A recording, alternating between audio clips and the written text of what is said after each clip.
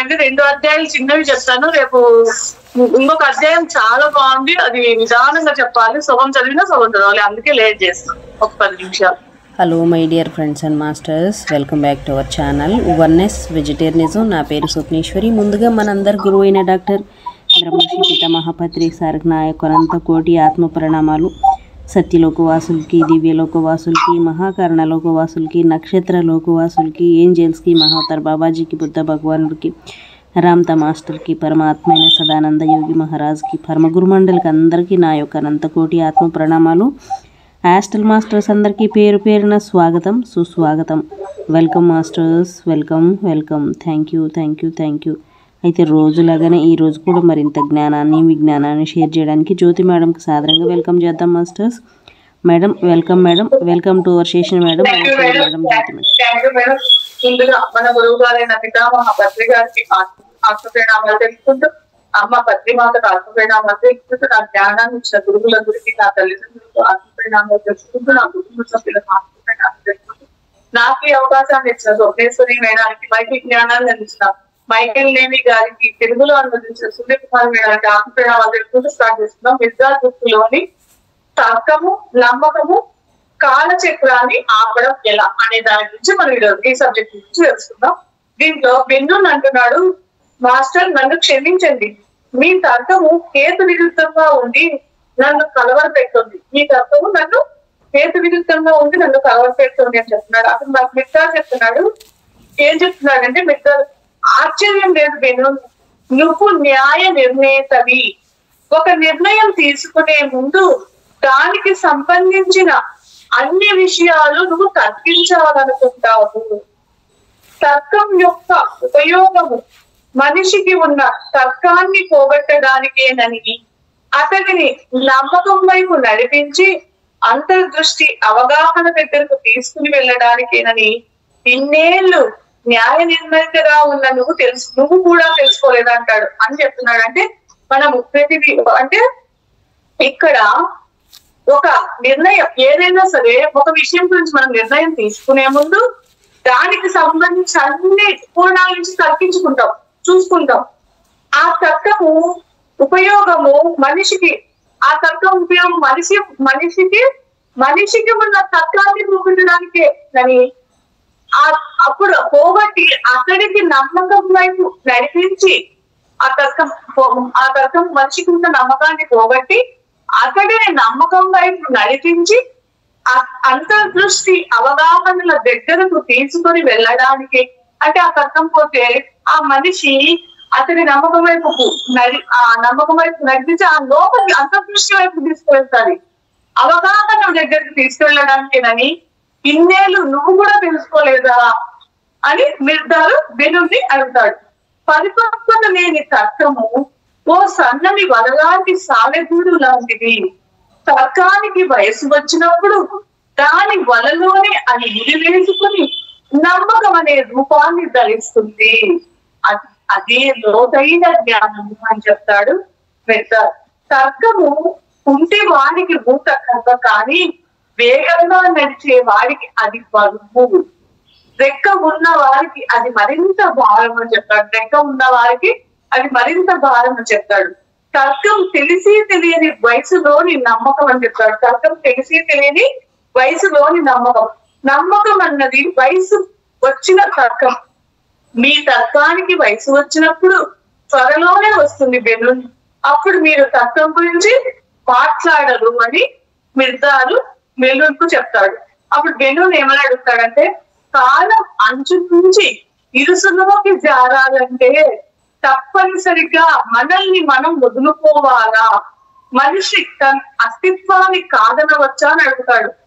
కాలం అంచు నుంచి ఇరుసులోకి జారాలంటే అంటే ఇక్కడ దీని గురించి మిర్దార్ ఏం చెప్తాడంటే, కాలం చేతిలో ఆట బొమ్మగా ఉండే ఆత్మని వదిలేయాలి. ఆట బొమ్మగా ఉండే మనము ఆత్మని వదిలేయాలి. కాలము జిత్తుల నుంచి రక్షించుకోగల ఆత్మను సమర్పించుకోవాలి. కాలం జిత్తుల నుంచి రక్షించుకోగల. ఇప్పుడు మనము అంటే ఇక్కడ ఏంటి, ఇక్కడ బెన్ను ఏం చెప్తున్నాడు, కాలం అంచులో నుంచి ఇరుసులోకి జారాలంటే తప్పనిసరిగా మనం వదులుకోవాలా? మనిషి తన అస్తిత్వాన్ని కాదనవచ్చా అంటే నిర్ధారు మనం ఈ కాలం చేతిలో ఆటబొమ్మగా ఉండే ఆత్మనే వదిలేయాలి. కాలం జిత్తుల నుంచి రక్షించుకోగల ఆత్మని సమర్పించుకోవాలి.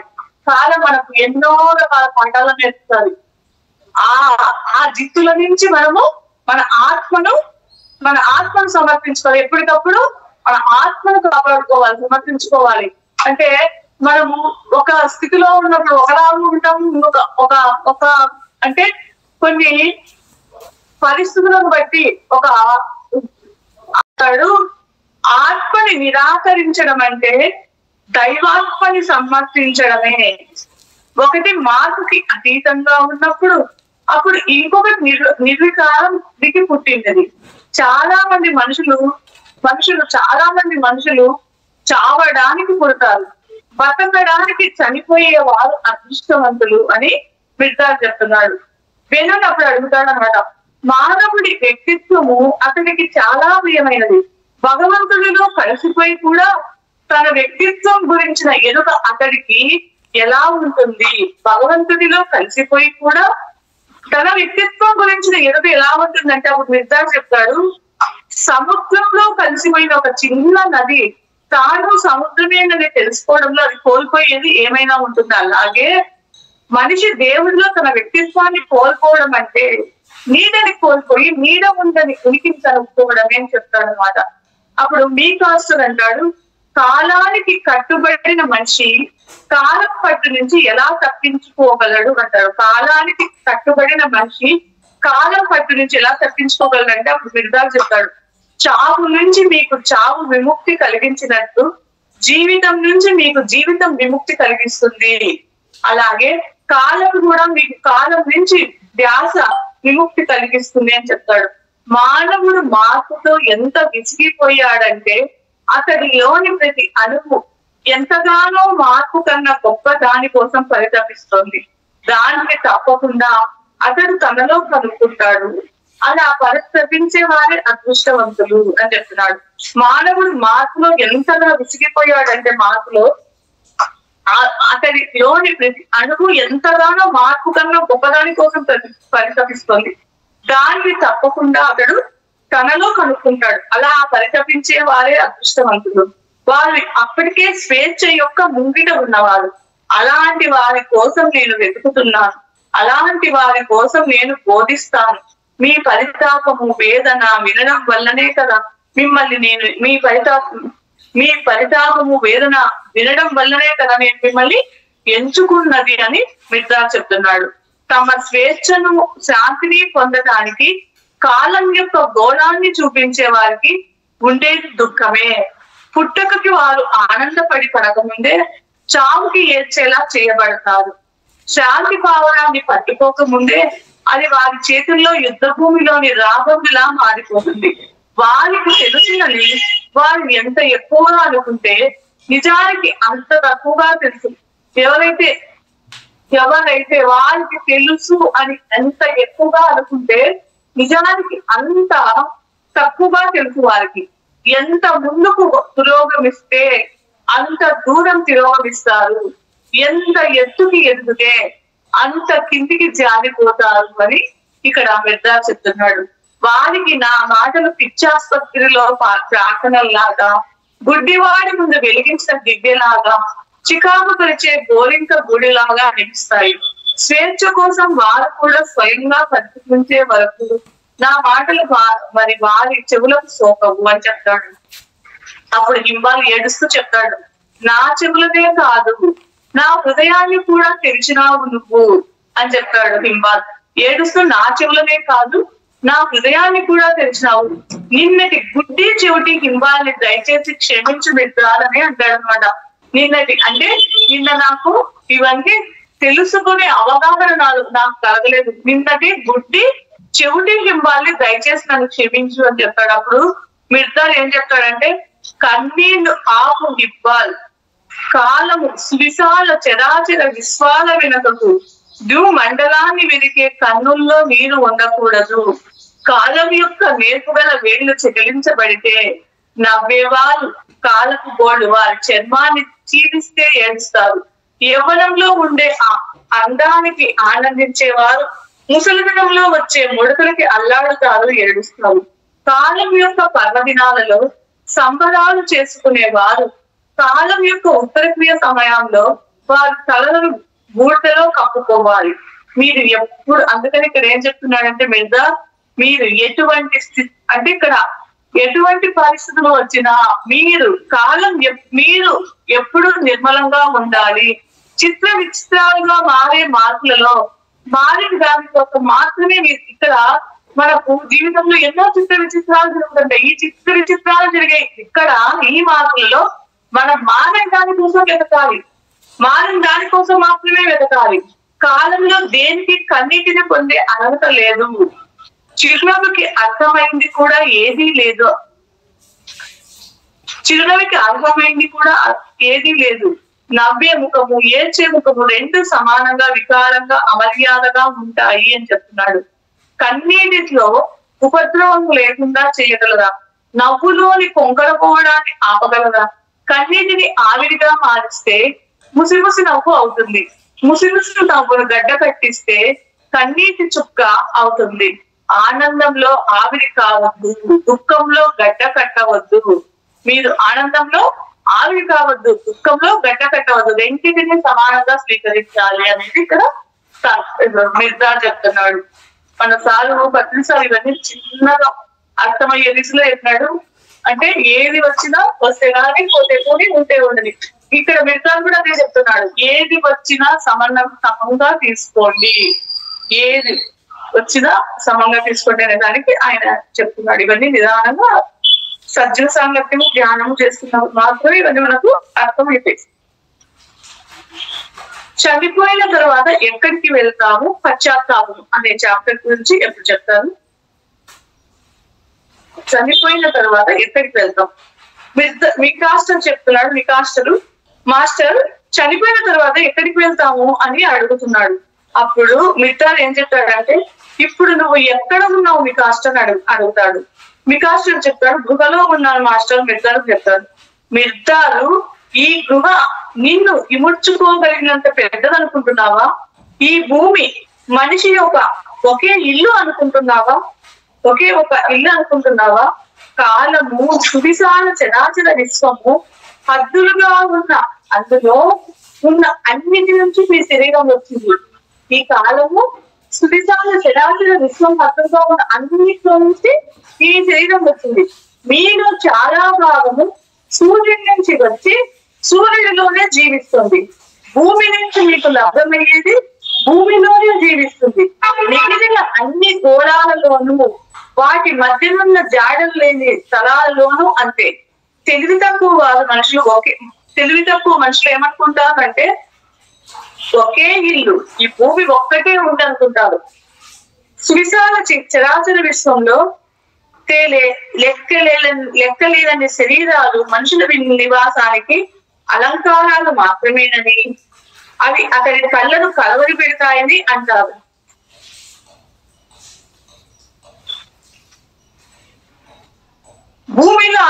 లాగే వేగు చుక్క, నక్షత్ర విధి, సప్తఋషి నక్షత్రాలు అన్ని మనుషుల నివాసాలే. భూమి ఎలాగో వేగు చుక్క, నక్షత్ర విధి, సప్తఋషి నక్షత్రాలు అన్ని మనుషుల నివాసాలే. అది అతడి కంటిలోకి కాంతి కిరణాన్ని ప్రసరించిన ప్రతిసారి అతడిని తమ వైపుకు ప్రేరేపిస్తాయి. వాటి కింద నడిచిన ప్రతిసారి అతడు వాటిని తనలోనికి తీసుకుంటాడు. అన్నిటి మిశ్రమమే మనిషి కూడా వాటిలో కలుస్తాడు. విశ్వమంతా ఒకే శరీరము. అందులోని ఏ చిన్న భావంతో మాట్లాడినా అందరితో మీరు మాట్లాడినట్లే. జీవించి ఉన్నప్పుడు నిరంతరం మీరు చనిపోయినట్లే, చనిపోయినప్పుడు మీరు నిరంతరం మీరు బతికి ఉన్నట్లే. ఈ శరీరంలో కాకుండా ఇంకొక రూపంలో ఉన్న శరీరంలో దేవుడిలో అయిపోయే వరకు అంటే మార్పుని జయించే వరకు ఏదో ఒక శరీరంలో మీరు జీవించే ఉంటారంటే ఈ శరీరం వదిలేసినాము ఇంకొక దాంట్లో ఉంటారు. ఎంతవరకు అది ఈ శరీరంలో ఉన్న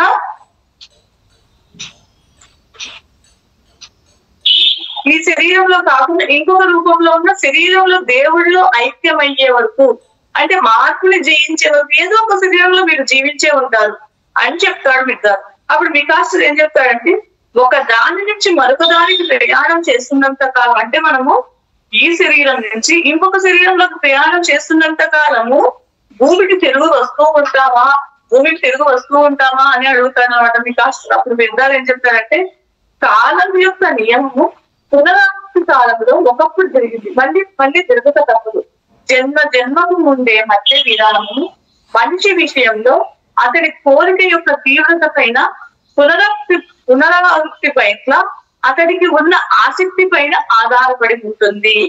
జీవన చక్రం నుంచి మరణ చక్రంలోకి మీరు వెళ్ళేటప్పుడు మీతో పాటు భూమి పట్ల మీ తీరని దాహాలను, తృప్తులను, తీరని ఆ కళ్ళను, కోరికలను తీసుకుని వెళ్తారు.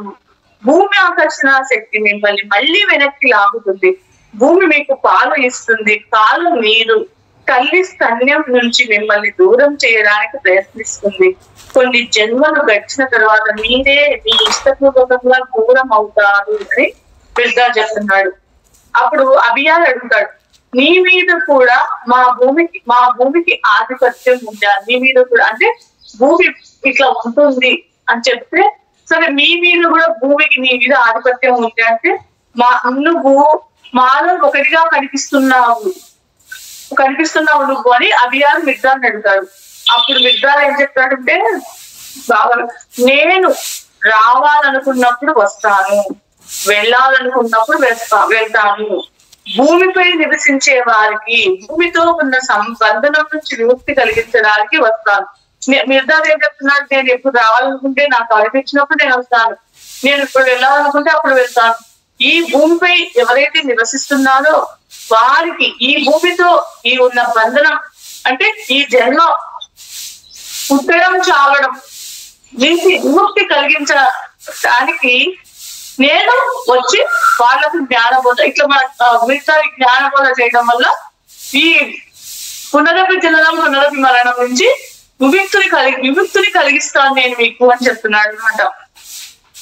అందుకనే నేను ఎవరైతే ఈ భూమి మీద నుంచి విముక్తి కావాలనుకుంటున్నారో అప్పుడు నేను వచ్చి వాళ్ళకు ఈయన బోధనల ద్వారా విముక్తి కలిగిస్తాడు. అంటే మైకి నేను చెప్తున్నాడు, భూమి నుంచి శాశ్వతంగా వెళ్ళాలంటే మేమేం చేయాలి?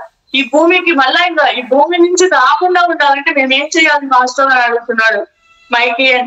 అడిగితే అప్పుడు మిర్దార్ అని చెప్తున్నాడు, మీరు ఈ భూమికి మళ్ళీ రాకుండా ఉండాలి అంటే భూమి అనే ఆమె సంతతిని ప్రేమించాలి.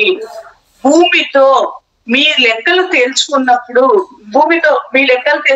మిగిలేదేమిటి? ప్రేమ ఒక్కటే అయితే అప్పుడు సంతోషంగా భూమి మిమ్మల్ని రుణ విముక్తుల్ని చేస్తుంది. భూమి నుంచి మనం ఇక్కడ ఒకటి లెక్కలు తేల్చుకున్నప్పుడు అంటే ఈ కర్మబంధాల నుంచి మనం విముక్తిగా అవ్వాలి. అంటే అది ఎట్లా అంటే, ఇప్పుడు మనం ఒక పని చేసినాము, ఒకరిని చంపినప్పుడు మనకి ఏమొస్తుంది? మళ్ళా వాళ్ళు మనల్ని చంపుతారు. ఇట్లా ఈ లెక్కలన్నీ తేలిపోయి అందరి మీద ప్రేమతత్వం రావాలి. ఆ లెక్కలు అంటే కర్మలన్నీ తెలుసుకున్నప్పుడు అప్పుడు ఇంకేముంటది? అందరినీ క్షమించి, ఇప్పుడు మనం అదే చెప్పుకుంటున్నాం, ప్రతి ఒక్కరిని క్షమించమని చెప్పుకుంటున్నాం, పశ్చాత్తాపం చెప్పుకుంటున్నాం, పరివర్తన చెప్పుకుంటున్నాం. అప్పుడు ఇంకా లెక్కలు తేలిపోయినట్లే కదా, ప్రతి ఒక్కరితో ప్రేమతత్వమే కదా. ఆ ప్రేమతత్వము అప్పుడు ఈ చెప్తున్నాడు మిర్దార్, మీరు మళ్ళా మనం ఈ భూమి మీదకి రాకుండా ఉండాలంటే భూమిలో ఉన్న ప్రతి ఒక్కరిని, భూమి మీద ఉన్న సంతతి అంటే భూమి మీద ఉన్న మనుషులందరినీ ప్రేమించాలి. భూమితో మీ లెక్కలు తెలుసుకున్నప్పుడు ఎవరి మీద విరుద్ధమైన లెక్కలు అంటే ఏంటి? మనకు కర్మలు, ఈ పని మనం ఏం చేస్తామో అది చేస్తున్నాం సార్. ఎవరి మీద కోపం, ఆవేశం ఇవన్నీ ఏమి లేనప్పుడు, ఎవరి మీద ఏమి లేనప్పుడు ఇంకేముంటుంది మనకు? అప్పుడు ప్రేమ ఒక్కటే ఉంటుంది. అప్పుడు మీరు సంతోషంగా భూమి మిమ్మల్ని రుణవిస్తుంది. అందుకని ఇంకా మీకు ఎవరితో ఇక్కడ ఎక్కడ విరుద్ధం అనేది లేదు. భూమి మీద ఎవరి మీద మీకు విరుద్ధం లేదని భూమాత ఏం చేస్తుంది? మనల్ని రుణ విముక్తుల్ని చేస్తుంది అని చెప్తున్నాడు. అందుకనే ఇక్కడ గురువులందరూ ఏం చెప్తున్నారు? ఎవరినైనా మీరు ఏమన్నా క్షమించేసి అని చెప్తున్నారు. ఎందుకంటే మళ్ళీ ఆ బంధం వల్ల వచ్చి మా క్రియేషన్ బాగోదు. ఎవరినైతే ద్వేషిస్తున్నామో మళ్ళీ వచ్చి వాళ్ళని ప్రేమించే వరకు వాళ్ళ జన్మలు కొనసాగుతూనే ఉంటాయి. ఇక్కడ అదే చెప్తున్నాడు మిగతా కూడా. మనము ఎప్పుడైతే ఈ లెక్కలు తేల్చుకున్నప్పుడు మిగిలిన ప్రేమ ఒక్కటే. ఈ కర్మబంధాల నుంచి విడుదలైనప్పుడు అప్పుడు ఇంకేముంటుంది, మనకి ఎవ్వరి మీద ద్వేషం లేదు, ద్వేషం లేనప్పుడు ప్రేమ ఒక్కటే కదా ఉండేది. అప్పుడు సంతోషంగా భూమి మిమ్మల్ని రుణాభిముక్తుల్ని చేస్తుంది. మైకేయ ఏం చెప్తున్నాడు, ప్రేమ అంటే అనురాగము, అనురాగం అంటే బంధనము అని చెప్తున్నాడు. మైకేయ అదే చెప్తున్నాడు, ప్రేమ అంటే అనురాగం, అనురాగం కూడా బంధనమే కదా, అనురాగం అంటే కూడా బంధనమే కదా అంటే వీళ్ళిద్దరు దానికి ఏం చెప్తున్నాడు, కాదు ప్రేమ ఒక్కటే అనురాగం నుంచి విముక్తిని కలిగిస్తుంది. మీరు అన్నిటినీ ప్రేమించినప్పుడు దేనికి మీరు బద్దులు, ఇప్పుడు ప్రతి ఒక్కటే ఇష్టపడుతున్నాం, ప్రతి ఒక్కటినే ఇష్టపడతాం. చెట్టును చూసినా, మనిషిని చూసినా, జంతువుని చూసినా, ప్రతి ఒక్కటి కూడా మనలో నుంచి ప్రేమ పుట్టుకుంటున్నప్పుడు దేని మనకు బద్దుళ్ళకు కాము అని చెప్తున్నాడు. బద్దుళ్ళు కాజాలరు, దేనికి మీరు బద్దుళ్ళు కాజాలరు అని చెప్తున్నాడు. అప్పుడు జమేరా ఏమని అడుగుతున్నాడంటే, ప్రేమ పట్ల చేసిన అపరాధాన్ని పునరుక్తి కాకుండా ప్రేమతో తప్పించుకొని కాలచక్రాన్ని ఆపగలరా అని చెప్తున్నాడు. ఇప్పుడు మనం ప్రేమ పట్ల చేసిన అపరాధాన్ని మళ్ళా అది కాకుండా ప్రేమతో దాన్ని, అంటే ఇప్పుడు మనం ఏదైనా తప్పు చేస్తాన్ని అది ప్రేమతో తప్పించుకొని కాలచక్రాన్ని ఆపగలరా అంటే దానికి విద్రాగం చెప్తున్నాడు. దానికి ఒకటే మార్గం ఏంటి అంటే పశ్చాత్తాపం. నేను తెలియక అప్పుడు చేసినాను, ఇప్పుడు నన్ను ప్రేమించు, పశ్చాత్తాపం అన్నమాట. దాని ద్వారా మీరు ఆ పశ్చాత్తాపం ద్వారా క్షమించమని అడగడం వల్ల ఆత్మలు గాని దేవుణ్ణి గాని ఎవరినైనా సరే, నాకు ఈ రోజు ఈ పరిస్థితి వచ్చింది అంటే దానికి నేనే కారణం, ముందు మనం యాక్సెప్ట్ చేయాలి. యాక్సెప్ట్ చేసి దానికి ఎప్పుడైతే ఏ ఆత్మలు నేను ఏ జన్మలు నాకు తెలియకుండా చేస్తున్నానో దాన్ని నేను క్షమించాను ఎప్పుడైతే మనం పశ్చాత్తాపం చెప్తామో దాని ద్వారా మీరు సాధించవచ్చు. మీ నోటి నుంచి బయటికి వచ్చిన తిట్లు వెనక్కి తిరిగి మీ నాలుకను పూర్తి ఆశీస్సులతో నింపబడ్డాయని తెలుసుకున్నప్పుడు, మనం ఎవరినైతే తెలియక తిట్టినామో, చేతులతో హింసించినామో, నోటితో అన్నామో, ఏం చేసినామో అవి వెనక్కి తిరిగి మళ్ళా మీరు మీ నాలుకను పూర్తి వాళ్ళను ఆశించినంత వరకు వాళ్ళ ఆశీస్సులతో నింపబడ్డాయి అని తెలుసుకున్నప్పుడు అవి వేరే ఆశ్రయం చూసుకుంటాయి. ఆ విధంగా తీర్లు మీ దగ్గరికి రాకుండా, పునరుక్తి కాకుండా మీకు ప్రేమ చూపిస్తుంది. అంటే ఇప్పుడు మనం ఒకరిని బాధించినప్పుడు అప్పుడు మనం ఎప్పుడైతే అది తెలుసుకొని ఓహో నేను అట్లా చెయ్యకూడదు అని మనం ఎప్పుడైతే ప్రేమించినప్పుడు అవి మళ్ళీ మన దగ్గరికి రాదు అని చెప్తున్నాడు. ఆ పునరుక్తి కాకుండా మనకు ప్రేమ అనేది చూస్తుంది. కామతులతో నిండిన చూపు వెనుకకు వచ్చి ప్రేమ పూరిత దృక్కులతో తొలగిసలాడుతున్న ప్రేమతో నిండిన తల్లి కంటిని చూసినప్పుడు కామతులతో నిండిన మరొక కంటిని వెతుక్కుంటుంది. ఆ విధంగా కామతులతో నిండిన చూపుని ప్రేమ పునరుక్తి కాకుండా చేస్తుంది. అంటే ఒక చెడు హృదయం నుంచి బయటికి వచ్చిన చెడు కోరిక వెనుకకు తిరిగి వచ్చి ప్రేమ పూరిత కోరికతో నిండిన తల్లి హృదయాన్ని చూసినప్పుడు వేరొక చోట గూడు వెతుక్కుంటుంది. ప్రేమే ఆ విధంగా చెడు కోరిక పునర్జన్మని ఆపుతుంది. అదే పశ్చాత్తాపము అని చెప్తున్నాడు. ఒక చెడు హృదయం నుంచి బయటికి వచ్చిన చెడు కోరిక వెనుకకు తిరిగి వచ్చి మళ్ళా వెనుక తెచ్చి ప్రేమ పూరిత కోరికలతో నిండిన అంటే ఇప్పుడు మనం చెడు హృదయం నుంచి వచ్చిన ఆ చెడు కోరికనే మళ్ళా అది తిరిగి మళ్ళా ఆ ప్రేమగా మనలో నుంచి రావాలి.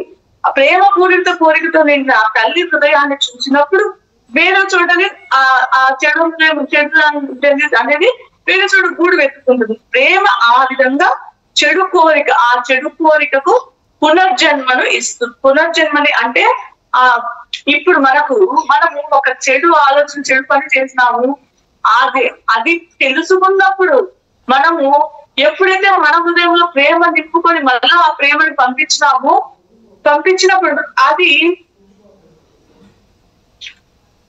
అది ఏం చేస్తుంది, ప్రేమ ఆ విధంగా చెడు కోరికను పునర్జన్మని మనము పునర్జన్మ లేకుండా ఆ ప్రేమ మనల్ని ఆపుతుంది అని చెప్తున్నాడు.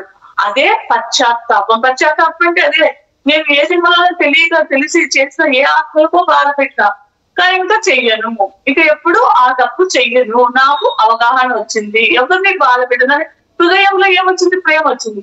ప్రేమ వచ్చినప్పుడు ఏమిటంటే అందరినీ ప్రేమించినప్పుడు ఇంకా మళ్ళా నువ్వు ఈ భూమి మీదకి రావాల్సిన అవసరం ఎవరితో నీకు శత్రుత్వం లేదు, ఇక్కడ కర్మ అనేది ఉండదు.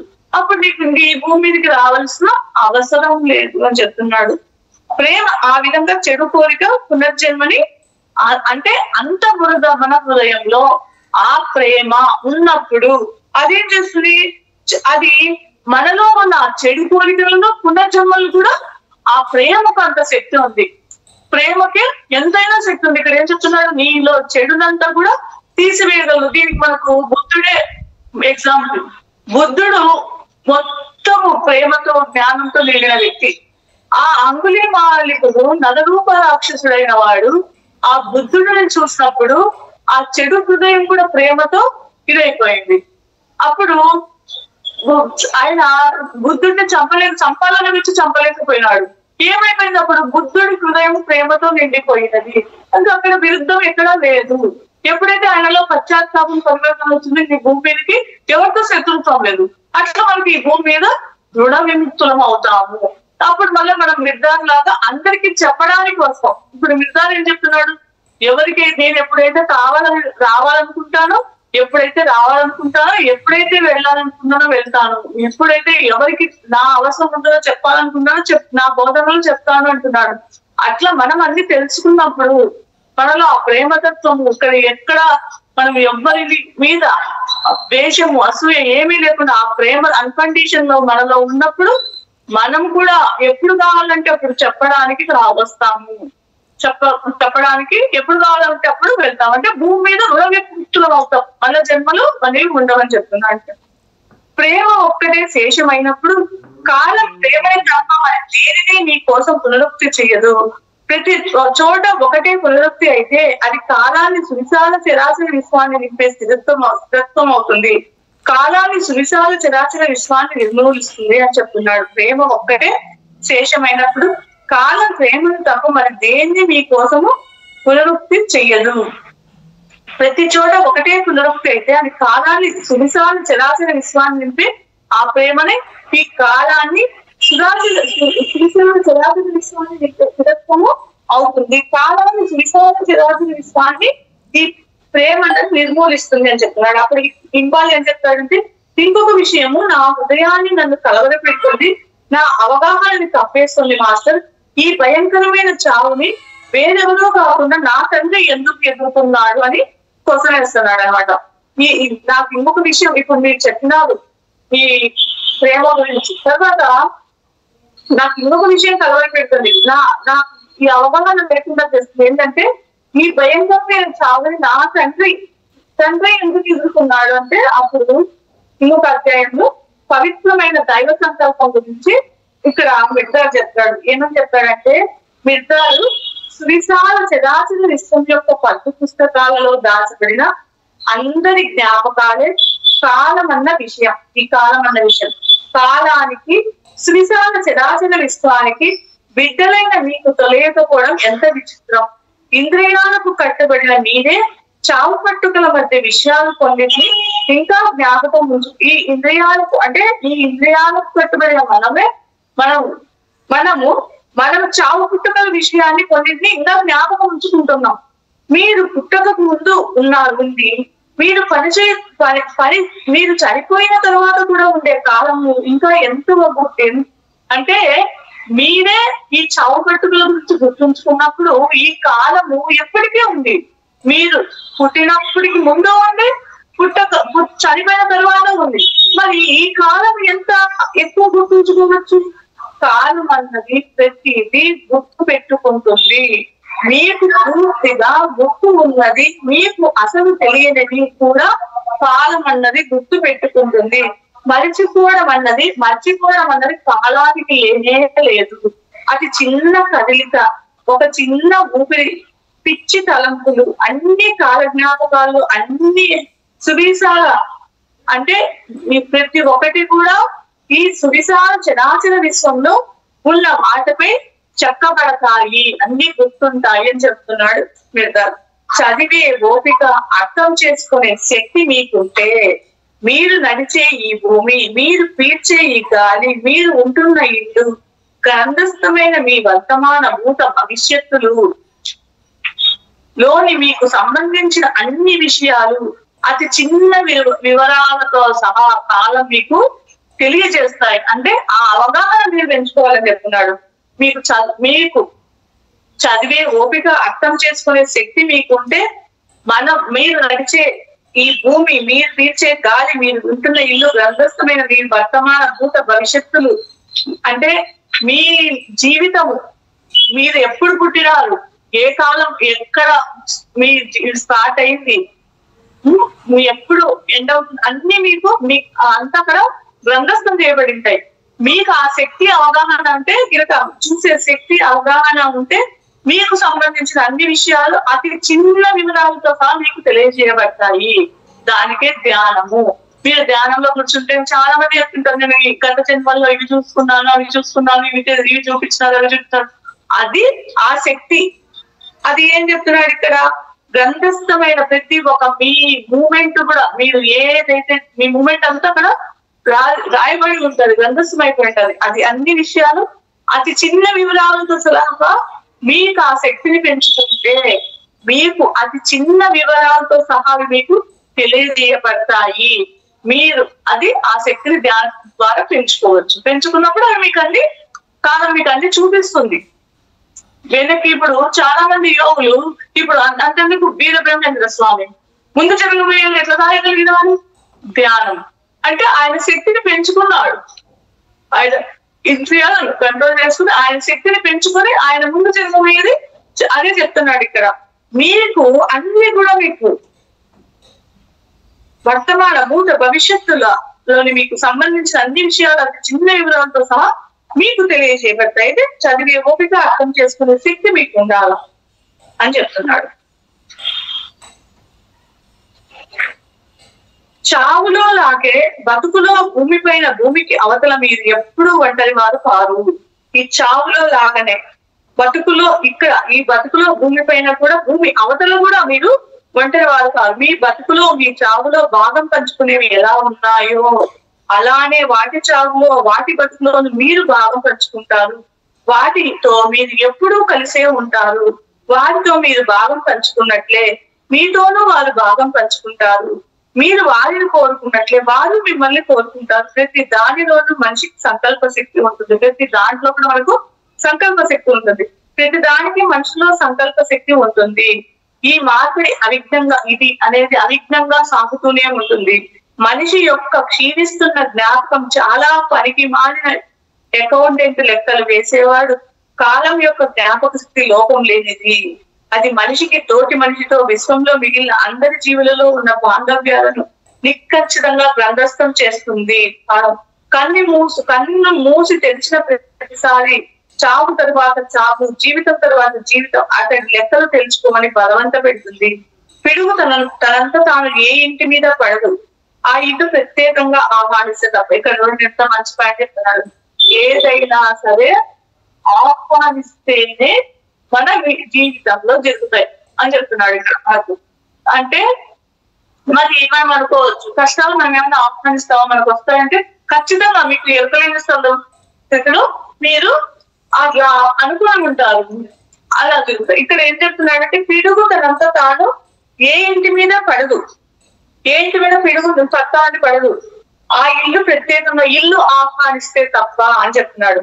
ఆ ఇల్లు నాశనం అవడానికి ఆ పిడుగు ఎంత కారణమో ఆ ఇల్లు కూడా అంతే కారణం. ఎద్దు కూడా ఏ మనిషికి కుమ్మదు.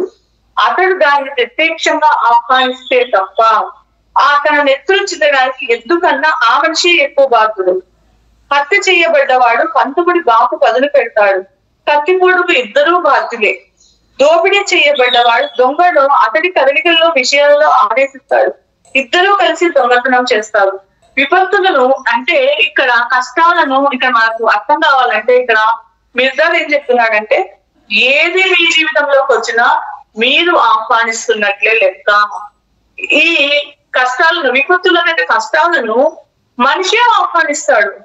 తాను ఎప్పుడు ఎక్కడ ఏ సందర్భంలో వారికి ఆహ్వానం అంటే మనము ఇక్కడ కష్టాలను ఆహ్వానించింది మనం ఎప్పుడు ఎక్కడ ఏ సందర్భంలో అనుకున్నామో ఆలోచించినామో మనకు ఎరుక లేకుండా పంపిస్తున్నాం విశ్వానికి ఆహ్వానం. నాకు ఇది కావాలని ఆహ్వానం పంపిస్తున్నాం. మనం ఎరుక లేకుండా పంపిస్తున్నాం కాబట్టి వచ్చినప్పుడు బాధపడుతున్నాం, నా జీవితంలోకి ఎందుకు వచ్చింది అని. అదే చెప్తున్నాడు ఇక్కడ. విపత్తులను మనిషే ఆహ్వానిస్తున్నాడు, కష్టాలను మనిషే ఆహ్వానించకపోతే ఎవరి జీవితంలోకి కష్టాలు రావు. ఆహ్వానిస్తున్నాడు. తాను ఎప్పుడు ఎక్కడ ఏ సందర్భంలో ఆ కష్టాలకు ఆహ్వానం పలికినాడో మర్చిపోయి విసిగించే ఆ అతిథుల పట్ల అసమ్మతి వచ్చిన అవి ఏవైతే మన జీవితంలోకి వస్తాయో వాటి పట్ల నిరుత్సాహ భావంతో ఉంటాడు. తను చేసినది తనకు వస్తుందనేది ఎరుక ఉండదు మనిషికి. కానీ మనం ఏదైతే అడిగినామో, మనం ఏదైతే తెలియకుండా మనం ఏదైతే ఆలోచించినామో, ఏదైతే పని చేసినామో మనం మర్చిపోవచ్చు, కానీ కాలం మర్చిపోదు. ప్రతిదీ గుర్తు పెట్టుకునే ఉంటది. మనిషి అంటే ఏదైనా నువ్వు ఆహ్వానిస్తే నీ జీవితంలోకి వస్తుంది, ఏ కష్టమైనా ఏ సుఖమైనా. కానీ మనిషి ఏ టైంలో ఏ విశ్వానికి ఏ ఆహ్వానం పెడుతున్నాడో అదే నీ జీవితంలోకి వస్తుంది. కానీ కాలము మర్చిపోదు. కాలం ఎప్పుడు కూడా నువ్వు ఏదైతే అడిగినావో నీకు ఇవ్వబడుతుంది. కాలం మర్చిపోదు. మీ ఆహ్వానానికి సరైన సమయంలో ఆ కాలము నువ్వు ఏదైతే ఆహ్వానించుకున్నావో అది సరైన సమయములో సరైన చిరునామాకి పూజ తప్పకుండా నీకు కాలం అందజేస్తుంది. ఆహ్వానితుడిని అతిథేడి ఇంటికి నడిపిస్తుంది. ఏ అతిథి పట్ల అందుకనే మీకు వచ్చిన దాని పట్ల అసమ్మతి వెళ్ళిపించకునండి అని చెప్తాడు. పద్మసరుడు ఏమని చెప్తాడు? ఏది వచ్చినా యాక్సెప్ట్ చేయండి. మీకు తెలియకుండా ఎరుగుతో మీరు అది ఆ పరిస్థితిని మీరు ఆహ్వానించినారు, దాన్ని యాక్సెప్ట్ చేయండి. ఇప్పుడు కొత్తగా సృష్టించుకోండి అని చెప్తాడు. అది ఇక్కడ కూడా చెప్తున్నాడు. దాంట్లో నాకు ఇది వచ్చిందే, ఇది ఎందుకు వచ్చింది, నేనేం చేసినా, ఇంత బుద్ధ బద్దలు కొట్టుకొని బదులు నేనేదో చేస్తాను, దాన్ని యాక్సెప్ట్ చేయండి, అది సమ్మతించండి అని చెప్తున్నాడు ఇక్కడ. అసమ్మతిని ఏది మీ జీవితంలోకి వచ్చినా అసమ్మతిని వెళ్ళి గుర్తకండి. నిర్లక్ష్యంగా వ్యవహరిస్తే అతడు ఇంకా ఎక్కువ కాలం ఉండి మళ్ళీ వచ్చి పగలు తీర్చుకోవాలనుకుంటాడు అని చెప్తున్నాడు. దాని పట్ల నిర్లక్ష్యంగా వ్యవహరిస్తే అతడు ఇంకా ఎక్కువ కాలం ఉండి మళ్ళీ వచ్చి పగ తీర్చుకోవాలనుకుంటాడు. అతిథుల ఆకారాలు ప్రవర్తనలు ఎలా ఉన్నా వారి పట్ల దయతో అతిథి సత్కారాలు మీకు వచ్చినవి. అంటే అతిథులు అంటే ఇక్కడ మన జీవితంలోకి వచ్చిన సమస్యలు కానీ కష్టాలు కానీ ఏమైనా కూడా అవి ఏ ఆకారాలు ఏ ప్రవర్తనలో ఉన్నా వాటి పట్ల మీరు దయతో అతిథి సత్కారాలు చేయండి, వాటిని కూడా ప్రేమించండి. నిజానికి వారు మీకు అప్పు ఇచ్చిన వారు వారిని భరించడం కష్టమైనా వారి పట్ల చూపించవలసిన దానికంటే ఎక్కువ ఆదరణ చూపిస్తే మీకు వచ్చిన ఆ కష్టాన్ని కూడా మీరు ఎంతో ఇదిగా ప్రేమిస్తే ఇంకా మీరు దాన్ని ఆదరణ చూపిస్తే అది సంతృప్తితో వెళ్ళిపోతారు. ఒకవేళ మీ దగ్గరికి మళ్ళీ వచ్చిన అప్పు ఇచ్చిన వారిలా కాకుండా అలా సంతృప్తితో వెళ్ళిపోయినప్పుడు మళ్ళా వచ్చినప్పుడు మనకు అప్పు ఇచ్చిన వారిలా కాకుండా స్నేహితుల్లాగా వస్తాడు అని చెప్తున్నాడు. స్నేహితుల్లాగా వస్తారు. ప్రతి అతిథి మీ గౌరవమైన అతిథిగా, ప్రతి అతిథి కూడా మీ గౌరవమైన అతిథిగా భావించి మర్యాదలు చేస్తే అతడి నమ్మకం పొంది అతడి రాకలోని ఆంతర్యాన్ని అంటే మీకు అతిథి అంటే మీకు వచ్చిన సమస్య దాన్ని మీరు మీ గౌరవపరమైన అతిథిగా మీరు దాన్ని భావించి దానికి ఆ సమస్యకు మీరు మర్యాద చేస్తే అతడి నమ్మకం పొంది అక్కడ మీకు అది ఎందుకు వచ్చింది నాకు ఆ సమస్య దానిలోని ఆంతర్యం మీరు తెలుసుకుంటారు అని చెప్తున్నాడు. దురదృష్టాన్ని కూడా మీరు అందుకని ఇక్కడ నిర్ధారణ ఏం చెప్తున్నాడంటే దురదృష్టాన్ని కూడా అదృష్టంగా స్వీకరించండి. సరిగ్గా అర్థం చేసుకుంటే మీరు ఆ దురదృష్టాన్ని కూడా మీరు సరిగ్గా అర్థం చేసుకుంటే ఆ దురదృష్టం కూడా మీకు అదృష్టంగా మారుతుంది. తప్పుగా అర్థం చేసుకుంటే అదృష్టం కూడా దురదృష్టంగా అవుతుంది. మీ జ్ఞాపక శక్తి లోపభూయిష్టమైన అసత్యాల వాళ్ళమైన మీరు ఎప్పుడు ఎక్కడ ఎలా పుట్టవలసింది చనిపోవలసింది అన్ని మీకు అంటే మీ జ్ఞాపక శక్తి మీకు సరిగ్గా లేకపోయినా కూడా మీరు అసత్యాలు ఉన్నా మీరు అసత్యాలతో జీవిస్తున్నా మీరు ఎప్పుడు ఎక్కడ ఎలా పుట్టవలసింది చనిపోవలసింది అన్ని మీరు నిర్ణయించుకుంటారు. కానీ మీకు అవన్నీ గుర్తు లేవు అంతే. అన్ని మీ నిర్ణయాల ప్రకారమే జరుగుతూ ఉన్నాయి అని చెప్తున్నాడు. తెలివితేటలు లేని వారు చావు పుట్టుకుల్లో మనిషి ప్రమేయం లేదనుకుంటారు. తెలివితేటలు లేని వారు ఏమనుకుంటారంటే చావు పుట్టుకలు అవి భగవంతుడు ఇచ్చినవి, మనదేం కాదు, మనం నిర్ణయించినది కాదు అనుకుంటారు. తెలివితేటలు జ్ఞానం లేనివారు అని చెప్తున్నాడు. తెలివితేటలు లేనివారు చావు పుట్టుకలలో మనిషి ప్రమేయం లేదనుకుంటారు. కాలాన్ని శ్రీసాల చరాచర విశ్వాన్ని సరిగ్గా చూడలేని సోమరులు ప్రతిదీ అకస్మాత్తుగా సంభవించిన ఆపదగా కొట్టి పడేస్తారు. అంటే ఈ కాలాన్ని సువిశాల చరాచర విశ్వాన్ని సరిగ్గా అర్థం చేసుకోలేని వారు సోమరులు ప్రతిదీ కూడా అకస్మాత్తుగా ఇది సంభవించిన ఆపద అనుకుంటారు. వారి మాయమాటల పట్ల మీరు, వారు చెప్పే ఆ మాయ మాటల పట్ల మీరు జాగ్రత్త వహించండి అని మెరుగా చెప్తున్నాడు. అకస్మాత్తుగా ఏవి రావు, ప్రతిదీ దైవేచ్ఛ ప్రకారమే జరుగుతుంది. అది తప్పు చేయదు, ఉపేక్షించదు. అంటే మీ నిర్ణయం ప్రకారం మీరు జరుగుతుంది. కాలం ఎప్పుడూ తప్పు చేయదు. మీరు ఏదైతే నిర్ణయించుకుంటారో అదే మీ జీవితంలోకి వస్తుంది చెప్తున్నాడు. వర్షము, చిలువలు పలువులు కాలువగా చిన్న నదులుగా కడతాయి. కాలువలు చిన్ని నదులు పెద్ద నదులలో కలుస్తాయి. పెద్ద నదులు సముద్రాలని మహాసాగరంలోనూ కలుస్తాయి. దైవ సంకల్పంలోకి జీవం లేని ప్రతి వస్తువు యొక్క సంకల్పము పాయలా ప్రవహిస్తుంది. అంటే ఈ దైవ సంకల్పంలోకి జీవంలో లేని ప్రతి వస్తువు యొక్క సంకల్పం కూడా పాయలా ప్రవహిస్తుంది. ప్రతి దానికి మనసు ఉంటుంది. చూడడానికి మూగగా చెవుడుగా జీవం లేనట్టు కనిపించే రాయికి కూడా మనసు ఉన్నది. అది దేనికి హాని, ఆ రాయి దేనికి హాని కలిగించదు. ఏది దానికి హాని, ఇప్పుడు చూడండి, రాయి దేనికి హాని కలిగించదు, ఏది కూడా ఆ రాయికి హాని కలిగించదు.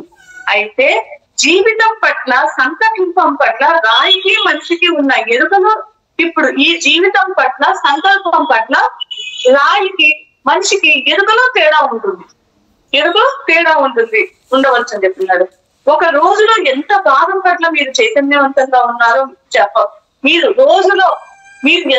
ఒక రోజంతా మీరు ఎంత చైతన్యంతో ఎరుక స్థితిలో ఉన్నారో మీరు చెప్పగలరా? మీకు చాలా స్వల్ప భాగమే అని నిర్ధారణ చెప్తున్నాడు. జ్ఞాపక శక్తి, మెదడు, భావాలు, ఆలోచనలు గ్రంథస్థం చేయగల సాధనలు అన్నీ ఉన్నా మీకే రోజులో ఎక్కువ భాగం గురించి ఎరుకలేదు. అంటే ఇప్పుడు భగవంతుడు మన శరీరంలో అందించిన జ్ఞాపక శక్తి, మెదడు, భావాలు, ఆలోచనలు ఇవన్నీ మనం అర్థం చేసుకోగలం. ఇన్ని మన శరీరంలో ఉన్న మనకు ఇన్ని సాధనలు అన్ని ఉన్న మనకి రోజులో ఎక్కువ భాగం ఎరుక లేకుండా జీవిస్తున్నాం. ఏదో జీవిస్తున్నాం ఎరుక లేకుండా. జీవించినప్పుడు ఇక ఓ రాయికి తన జీవితం గురించి, కోరిక గురించి తెలియకపోవడంలో ఆశ్చర్యం ఏముంది? జీవిస్తున్నట్లు, కదులుతున్నట్లు ఎరుక లేకుండానే మీరు జీవిస్తున్నారు. మీరు జీవిస్తున్నట్లు, కదులుతున్నట్లు ఎరుక లేకుండానే జీవిస్తున్నారు. కోరుకున్నట్లు మీరేం కోరుకుంటున్నారన్నా మీకు తెలియకుండానే మీరు జీవిస్తున్నారు. మీకు విశ్వంలో ఉన్న ప్రతి జీవికి ఎరుక లేదు అన్న విషయం కేవలం సర్వ సంకల్పానికి, దైవత్యానికి మాత్రమే తెలుసు. మీరు ఏది ఎరుక లేకుండా ఏదైతే నిర్ణయించుకుంటున్నారో అది ఆ భగవంతుడికి, ఆ సంకల్పానికి, దైవత్యకి మాత్రమే తెలుసు. ప్రతి క్షణము, ప్రతి చోట, ప్రతి వ్యక్తికి, ప్రతి వస్తువుకి ఆయన కోరుకున్నామని తెలిసి కోరుకున్నా, తెలియక కోరుకున్నా, ఎక్కువ తక్కువ లేకుండా సర్వ సంకల్పాన్ని పంచుతుంది. అంటే ఇక్కడ ప్రతి క్షణం, ప్రతి చోట, ప్రతి ఒక్క వస్తువులో మనిషి ఎవరికైనా ఏది కోరుకుంటే అది తూచా తప్పుకుని తెలిసి కోరుకున్నా, తెలియక కోరుకున్నా, ఎక్కువ తక్కువ లేకుండా ఆ సర్వ సంకల్పం మళ్ళా తిరిగి మన జీవితంలోకి వస్తుంది. అందుకనే ఏమని చెప్తారు? ఎరుకతో ఉండాలి, ఎరుకతో ఆలోచనలు చేయాలి, ఎరుకతో మాట్లాడాలి, ఎరుకతో ప్రవర్తించాలి. ఎరుక ఆ ధ్యానం చేసినప్పుడే ఆ ఎరుక స్థితి పెరుగుతుంది. శక్తి ఉన్నప్పుడే పెరుగుతుంది ఎరుక అనేది. ఇక్కడ అదే చెప్తున్నాడు.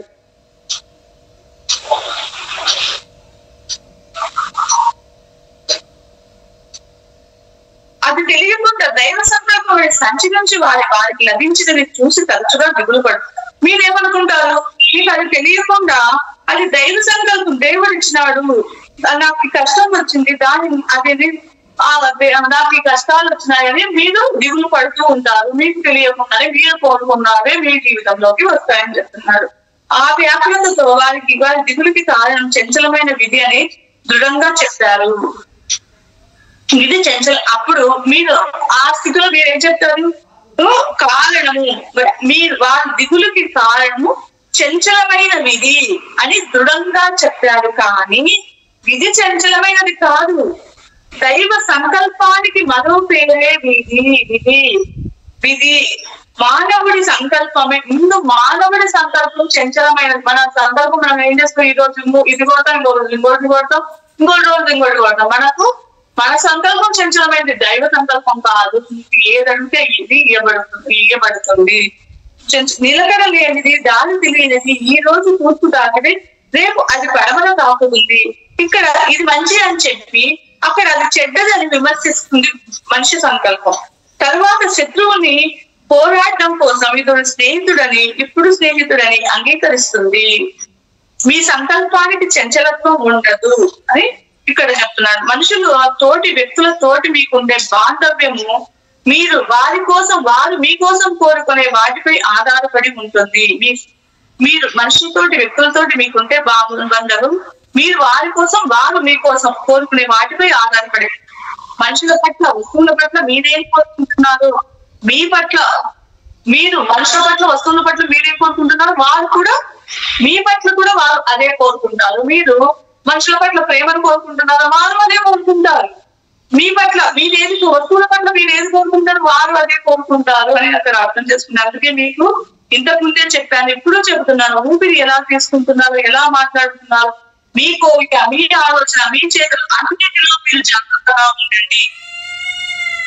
మీ ఊపిరిలో, మీ మాటల్లో, మీ భావనలో, మీ ఆలోచనలో, మీ చేతలలో ఉంటుంది. మీ నుంచి దాచబడింది మీకు తెలియనిది దైవ సంకల్పం. మీ నుంచి దాచబడింది మీకు తెలియనిది ఆ భగవంతునికి ఖచ్చితంగా ఆ సంకల్పము తెలియనిది దైవ సంకల్పానికి స్పష్టంగా తెలుస్తుంది. ఏ మనిషి నుంచి అతడికి బాధ కలిగించి సంతోషాన్ని కోరం. మనం ఏ మనిషి నుంచి అతడికి బాధ కలిగించే సంతోషాన్ని కోరం. ఎందుకంటే సంతోషం బాధ కంటే ఎక్కువ బాధను కలిగిస్తుంది. మీకు మీరు చెడు కోరుకోవాలనుకుంటే తప్ప మరొకరికి చెడు అయినది మీరు మంచి అనుకున్నా కోరుకోవద్దు. ఇక్కడ నిర్ధారణ ఏం చెప్తున్నాడంటే, మీకు మీరు చెడు కోరుకోవాలనుకుంటే తప్ప మరొకరికి చెడు అయినది మీరు మంచి అనుకున్నా కోరుకోవద్దు. మనుషులందరి నుంచి, అన్ని వస్తువుల నుంచి ప్రేమని కోరండి. మీరు అందరి నుంచి కూడా ప్రేమనే కోరండి. ఆ ప్రేమే మీ తెరలను తొలగించి మీ హృదయాన్ని అవగాహనతో నింపుతుంది. మీ సంకల్పాలకు దైవ సంకల్పంలోని రహస్యాలను మీకు అప్పుడు పరిచయం చేస్తుంది. మీకు అప్పుడు మీరు ఎప్పుడైతే మీ హృదయంలో చెడు అనేది లేకుండా ప్రతి ఒక్కరు మంచి కోరుకుంటారో అప్పుడు ఏమవుతుందంటే అన్నిటి పట్ల మీకు చైతన్యం, మీ ఆ దైవ సంకల్పంలోని రహస్యాలను మీరు తెలుసుకునేంత వరకు మీ సంకల్పానికి దానికి ప్రతికూలంగా ఉంచండి. లేకపోతే నష్టం తప్ప మీలోని వాటి సంకల్పం లేదా వాటిలోని మీ సంకల్పం ఎవరిలోకి ఎరుపులోకి రాజాలి.